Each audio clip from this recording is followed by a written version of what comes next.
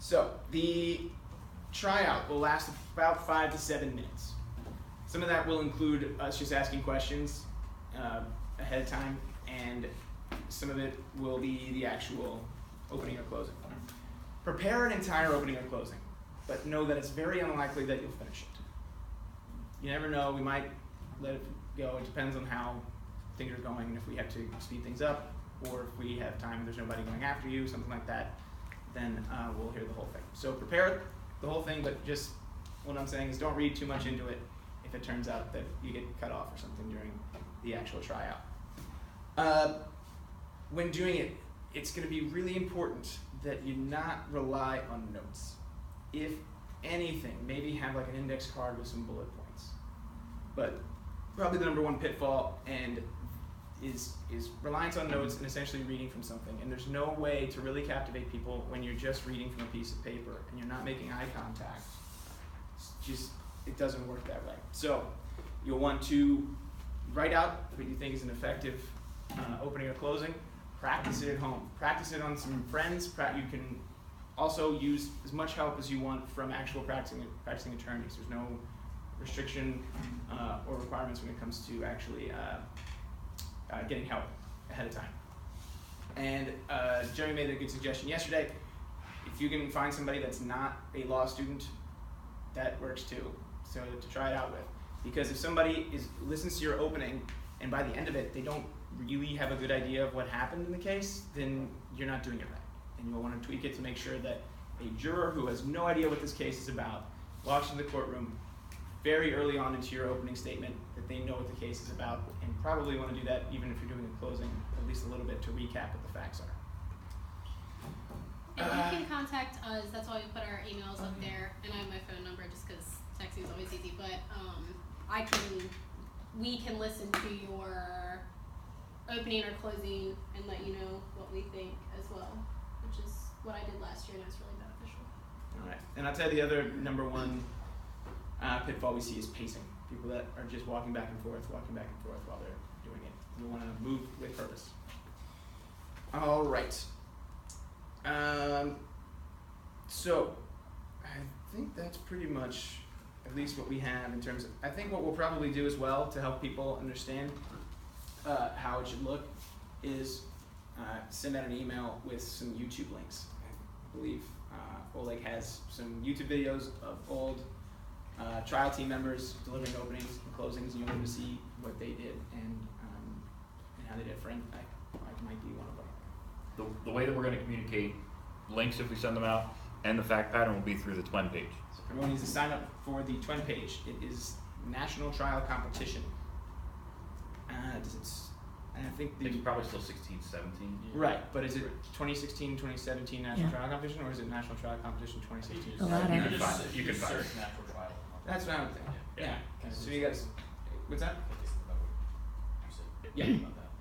The other thing too that I think was brought up last night, which is a good point. I think people looking for inspiration on what to do and how to do it, they'll watch, Johnny Cochran do something, or they'll watch another attorney do that. But what is effective for them is not effective for you, because you need to bring yourself to what you're saying. Because if you're trying to be somebody else, to do something that you thought was maybe effective with somebody else, might look totally fake and wrong for you because you just don't have that authenticity in how you're conveying that. So if you're somebody who, likes to use certain words, do that. Don't try and use words or do something that feels alien to you, because it's going to come out and look as not genuine, because we want to see who you are and what you bring to it. So your own style to your opening or your closing is very important. Totally. And so the other thing we'll want everybody to bring with them is at least 4 copies of your resume. If you have any mock trial experience, be sure to include it on there, whether it's high school, college. And I guess I'll kind of encamp it. Because I made a note I wanted to talk about how everybody was saying how it's helpful with evidence. And it is, and some of you in college probably had a science requirement, and for some of those science requirements, there's a lab. And you take a lab and actually apply what you're learning.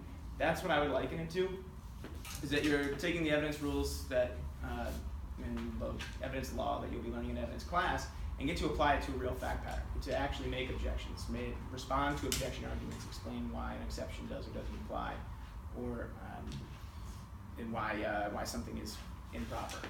So it is immensely helpful when it comes to actually taking evidence class, because your peers won't have that opportunity, and it's also helpful, like I think somebody said yesterday or today, for bar examination prep. This evidence is going to be tested, so it's going to be something that you'll be happy you had the background in. Are there questions about tryouts? Things to do to prepare? Yes. When are tryouts? Oh yeah. Next weekend. Friday evening and Saturday during the day. We're waiting until after this information session. We want to give the people that went last night necessarily a head start or anything. So after this, we're going to be posting sign-up sheets where you will sign up. Once you sign up for the twin course, you'll sign up for a time slot next Friday. I think it's the 3rd, right? March 3rd. 3rd and 4th. Will there be afternoon or Sunday morning times to make accommodation for people who can't do Friday night or Saturday? They can absolutely reach out to us, and Okay. we'll work something out on case-by-case basis. Okay. If that happens. Yeah, let us know if you need some sort of accommodation. We'll try to figure something out. But yeah, I know there's pretty limited availability for the coaches. Friday, Saturday, and Sunday is tough. So then after that, we'll be posting the fact pattern, and you'll be able to download that, use that to prepare, and you'll also see sign-up sheets go up, and you'll be able to pick a time slot for a Friday or a Saturday. Any other questions about anything really? So we should plan for our statement to be 5 to 7 minutes, even though we might not have that whole It's a time. good question. So openings typically are shorter than closings. So openings, I think, would be about 6 minutes. Closings would shoot for like 9.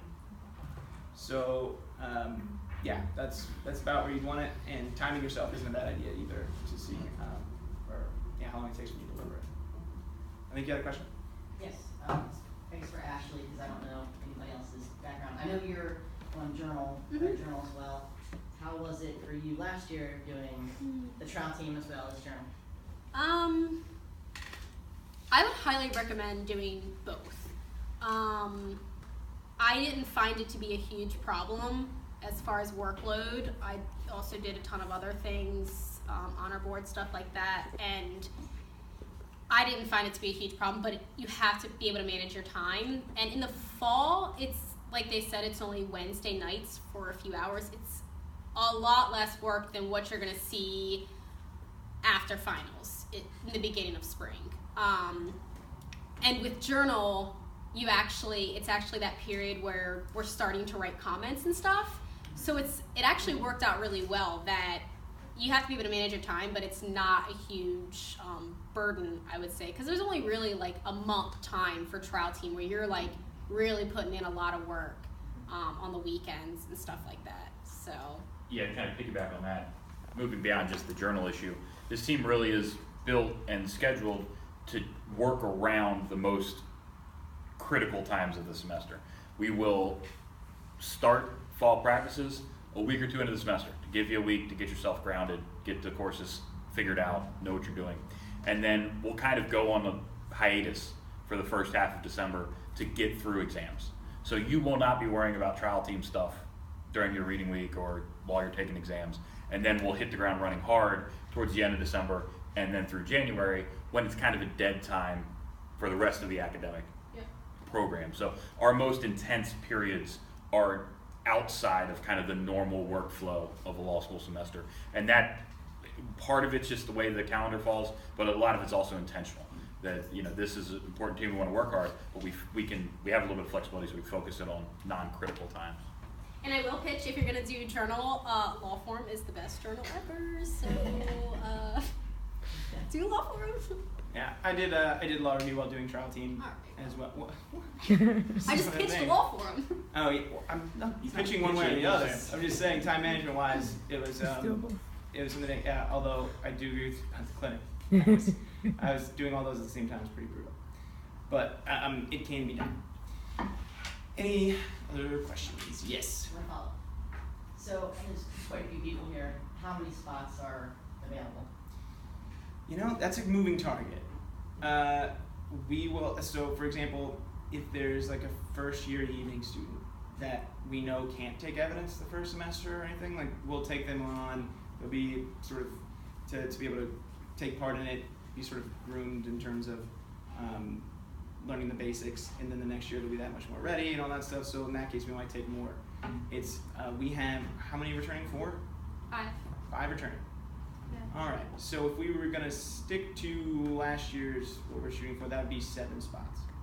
Yeah, the last 2 years that I've competed on, there have been roughly 12 members on the team, of which half go and compete, and the other half they learn, they practice, they help out, and they come and watch and participate. And of the competing members, a lot of times they're returning students, but this past year, most of the people who competed were not returning members. They were on their first year. Some of them were third-year students who were getting ready to graduate, did 1 year on the team and competed in that final semester. So there's no kind of, bias towards getting the students with the extra year more practice. We want the best people competing. So yeah, like Ryan said, at least 6 or 7 spots, maybe even more depending on how the team's lined up. But I wouldn't let that discourage anyone. You never know what could happen. I mean, these guys could all get great job offers. They start in the spring, can't work it out. So, I wish. Right, exactly. So yeah, I would not let that discourage you. Start worrying about the numbers game. It's not. And I will say that I said this last night, a lot of people said they were going to try out. We had so many people last year, and at least off the top of my head, I can think of 5 of my friends who, because it's such a short time to be able to write and practice and memorize and then try out, a lot of people backed out last minute. And it's still really competitive to get on, but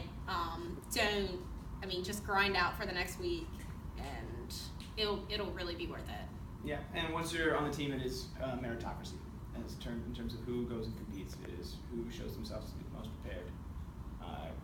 Come, I don't know, about 3-4 weeks out, because we set up teams just randomly, kind of try to spread out the returning members as to kind of run their own teams a little bit and act as gatekeepers for some of the basic questions that new members might have, and then for complicated ones they can then pass it on to us. And then after that, we kind of rank the team members, see where everyone's at, and then establish competition teams that will actually be going and competing together. All right. So if there's no other questions, we'll I guess wrap it up. Like these guys said, they're available if you want to even like run your opening statement. You're gonna switch it. It's gonna be 10 people have to. It'll be fun, so I get all the email addresses. Oh my god. Yeah. So but they've volunteered and said that you can reach out to them. They'll watch your opening statement, closing argument, whatever it is, give you some feedback, and let you know. I highly recommend that to get that out of the way ahead of time and know about some big things you might be able to fix, so the rest can be tweaking. All right. Thanks for coming.